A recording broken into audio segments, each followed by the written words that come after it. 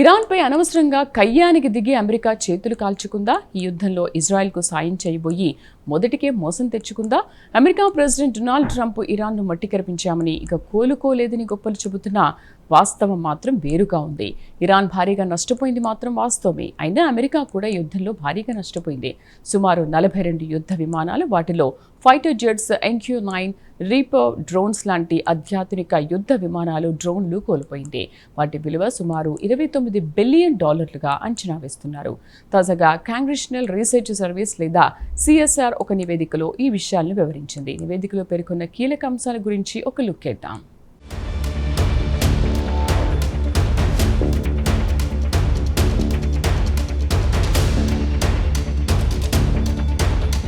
America president Donald Trump నిర్వాకం వల్ల ఇటు అమెరికాతో పాటు ప్రపంచంలోని అన్ని దేశాల ప్రజలు తీవ్ర ఇబ్బందులు పడుతున్నారు.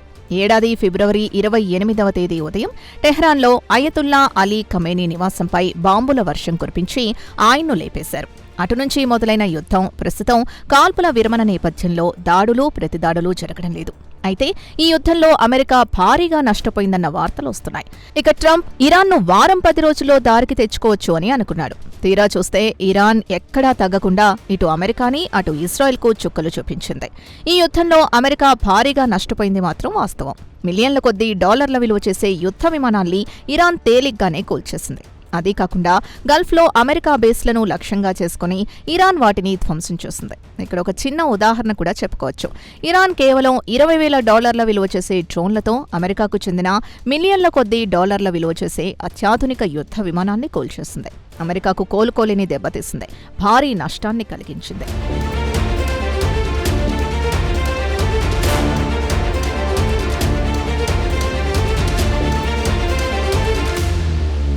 ఇరాన్ దెబ్బకు ట్రంప్కు వాస్తవాలు తెలిసొచ్చాయి. అమెరికాలో ప్రతిపక్ష డెమోక్రాట్లు కూడా ట్రంప్ను నిలదీయడం మొదలుపెట్టారు. మనకు సంబంధం లేని యుద్ధంలో తలదూర్చి భారీగా నష్టపోతున్నామని కూడా ట్రంప్పై మండిపడ్డారు. అయినా ట్రంప్ ఇవేవీ పట్టించుకోకుండా ఒంటెద్దు పోకడపోవడం వల్ల నష్టాలు భారీగా మూటగట్టుకోవాల్సి వస్తోంది. ఇక ఇరాన్ దెబ్బకు అమెరికా మైండ్ బ్లాంక్ అయింది.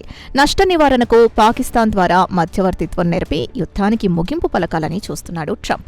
ఇక ట్రంప్ అసలు సమస్య ఏంటంటే ఈ ఏడాది నవంబర్లో అమెరికాలో మిడ్ టర్మ్ ఎలక్షన్స్ ఉన్నాయి. వాటిలో తప్పకుండా ట్రంప్కి చెందిన రిపబ్లికన్ పార్టీ ఓడిపోయే పరిస్థితి కనిపిస్తోంది. ఇరాన్ యుద్ధం వల్ల అమెరికాలో పెట్రోల్ ధర విపరీతంగా పెరిగిపోయింది. ద్రవ్యోల్బణం విపరీతంగా పెరిగిపోయి సామాన్యుడు బతకలేని స్థితికి తీసుకొచ్చాడు. ప్రజలు ఆగ్రహానికి గురికాకముందే ఏదో ఒక విధంగా రాజీకి రావాలని తెర వెనుక ప్రయత్నాలు చేస్తున్నాడు ట్రంప్.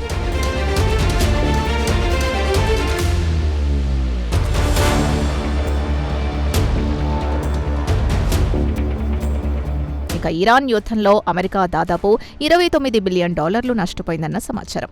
ఇండియన్ కరెన్సీ ప్రకారం చెప్పుకోవాలంటే సుమారు 2,80,000 కోట్ల వరకు ప్రజల నుంచి ముక్కుపిండి వసూలు చేసిన సొమ్ము ఇరాన్లో ధారపోసింది. దీనిపై అమెరికా పౌరులు కూడా ట్రంప్ని నిలదీస్తున్నారు.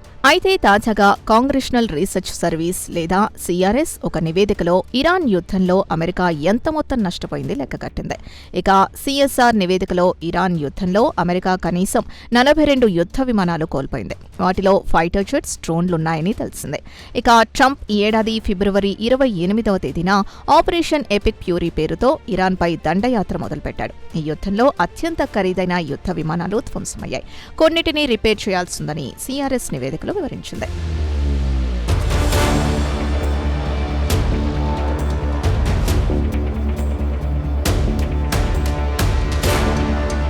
నష్టపోయిన ఎయిర్ క్రాఫ్ట్లతో పాటు డ్యామేజ్ అయిన ఎయిర్ క్రాఫ్ట్ విషయానికొస్తే 4 F-15E Strike Eagle fighter jets, 1 F-35 A Lightning 2R fighter aircraft, 1 A-10 Thunderbolt 2 ground attack aircraft, 7 KC-135 Stratotanker aerial refuelling aircraft, 1 E 3 Sentry AWACS aircraft, 2 MC-130A J Commando special operations aircraft, 1 HH-60W Jolly Green, 2 combat search and rescue helicopter, 24 MQ-9 Reaper medium altitude long endurance and crewed aircraft, ఒకటి MQ-4C Triton high altitude long endurance uncrewed aircraft డ్రోన్లున్నట్టు లెక్కగట్టి మరీ నివేదికలో వివరించింది.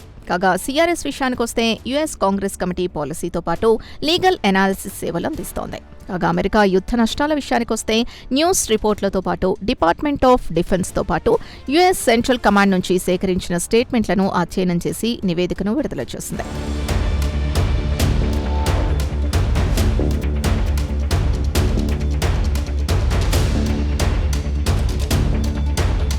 ఇదిలా ఉండగా ఈ నెల 12న జరిగిన హౌస్ అప్రిషియేషన్స్ ఉపసంఘం విచారణ సందర్భంగా ఇరాన్ యుద్ధంలో అమెరికా ఎంత వ్యయం చేసింది తాత్కాలిక pentagon controller Charles W. Hearts III సాక్ష్యం ఇచ్చారు. ఇరాన్లో అమెరికా సైనిక వ్యయం సుమారు $29 బిలియన్ ఆయన చెప్పుకొచ్చారు.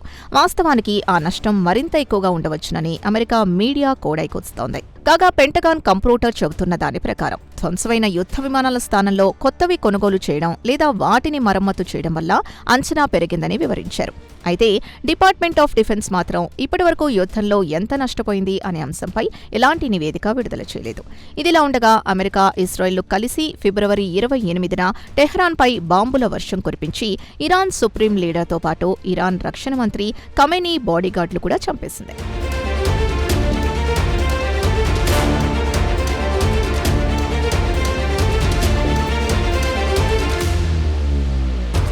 ఇదిలా ఉండగా ఇరాన్ విదేశాంగ మంత్రి సయ్యద్ అబ్బాస్ అర్కాచీ CSR రిపోర్ట్ని ఎక్స్లో పోస్ట్ చేశారు.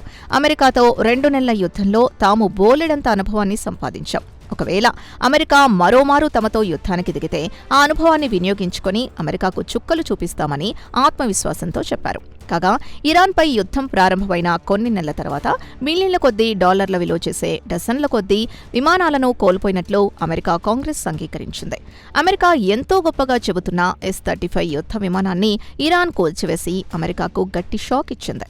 ఇక అర్గాచీ చెప్పేదేంటంటే ఈ యుద్ధంలో తాము బాగా అనుభవం సంపాదించామని, తిరిగి ట్రంప్ యుద్ధం ప్రారంభిస్తే ఆ అనుభవంతో మరోమారు తమ తడాఖా ఏంటో చూపిస్తామని అర్గాచీ అమెరికాకు గట్టి సవాల్ విసిరారు.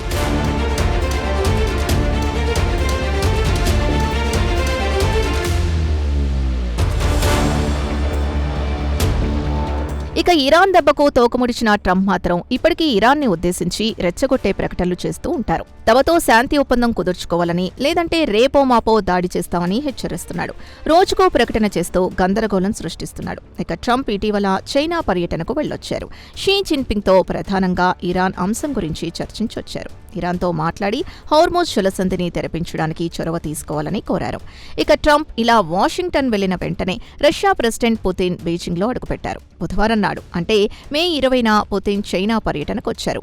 కాగా వారిద్దరూ ప్రధానంగా ఇరాన్ అమెరికా యుద్ధం గురించే చర్చించుకున్నారు. ఇక అసలు విషయానికొస్తే ఇరాన్కు చైనా, రష్యాలో అత్యాధునిక ఆయుధాలు ఇచ్చి అమెరికాపై దాడులు చేయించాయనేది బహిరంగ రహస్యమే. చైనా అండలేనిదే ఇరాన్ ఈ ధైర్యం చేయలేదు. ఇక షీ జిన్పింగ్, పుతిన్లో తమకు అండగా ఉంటే అమెరికాను 3 చెరువుల నీళ్లు తాగిస్తామంటోంది ఇరాన్. ఈసారి యుద్ధం జరిగితే అమెరికా మరింత నష్టాన్ని మూటగట్టుకోవాల్సి వస్తోంది. అందుకే ట్రంప్ కూడా ఆచితూచి అడుగులేస్తున్నాడు. ఇక ఈ యుద్ధంతో అమెరికా వద్ద అత్యంత ఖరీదైన ఆయుధాలు, యుద్ధ విమానాలు కరిగిపోయాయి. వాటిని సమకూర్చుకోవాలంటే కొన్ని సంవత్సరాల సమయం పడుతుంది. మరి ట్రంప్ తాటాకు చప్పుళ్లకు ఇరాన్ ఎక్కడా భయపడడం లేదు. ప్రస్తుతానికి ట్రంప్ ఇరాన్ను ఎంత కవ్వించినా ఇరాన్ మాత్రం నిబ్బరంగా ఉండటం విశేషం.